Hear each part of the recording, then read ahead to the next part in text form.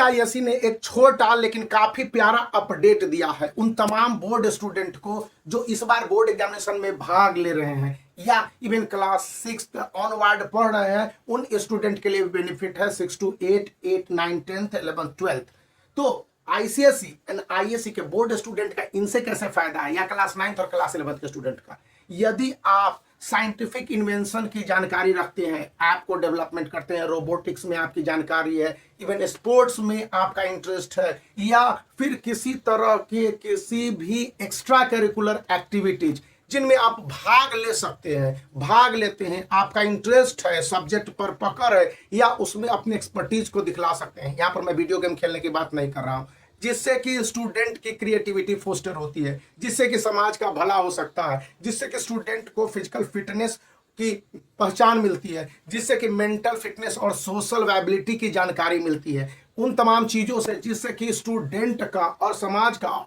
भला होने के साथ साथ देश का नाम भी रोशन हो सकता है। मतलब कि अगर गेम में भाग लेते हैं, नेशनल लेवल, इंटरनेशनल लेवल, चाहे चेस हो, कैरम हो, इवन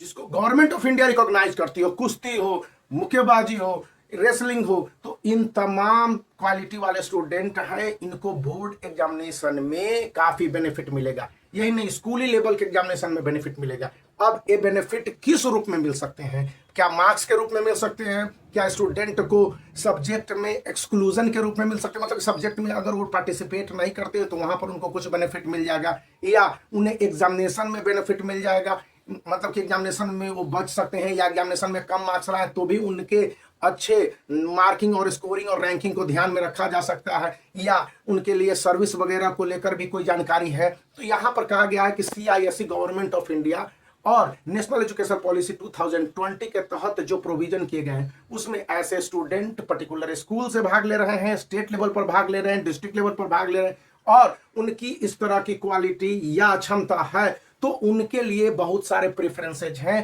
पहला उनको काम करना होगा कि अपने स्कूल में रजिस्टर्ड करना होगा, और सीआईएसई को इसके तहत अपने एप्लीकेशंस भेजने होंगे। गेम में भाग लिया है तो उसके सर्टिफिकेट हो सकते हैं, या आपने किसी तरह के कंपटीशन में नेशनल और इंटरनेशनल लेवल पर भाग लिया है तो उसको आप इमीडिएटली सबमिट कर दीजिए, स्कूल को इन्फॉर्म कीजिए सीआईएसई को। ऐसा करने पर कुछ बेनिफिट्स इस तरह के हैं, जैसे कि आगे क्लास 10th के स्टूडेंट को आगे एग्जामिनेशन में भाग लेने, आगे के क्लासेज में प्रमोशन के लिए, 6 to 9th आगे के क्लास में प्रमोशन के लिए, या फिर स्टूडेंट के जो भी उनके एक्स्ट्रा करिकुलर एक्टिविटीज का ध्यान पर क्लास 11th एंड 12th के स्टूडेंट को न सिर्फ बोर्ड एग्जामिनेशन में कई तरह की उनको रियायत सुविधाएं दी जाती हैं, बल्कि उनके जो कैपेसिटी इन्हांसमेंट प्रोग्राम है उसके तहत आगे के क्लासेज में एडमिशन, पढ़ने की सुविधा, स्कॉलरशिप और बहुत सारे छूट्स हैं। इसके लिए कितने सब्जेक्ट हैं इस विषय पर स्कूल आपको जानकारी दे देगा, और ये जानकारी 22 जुलाई से आपको मिलने शुरू हो जाएंगे।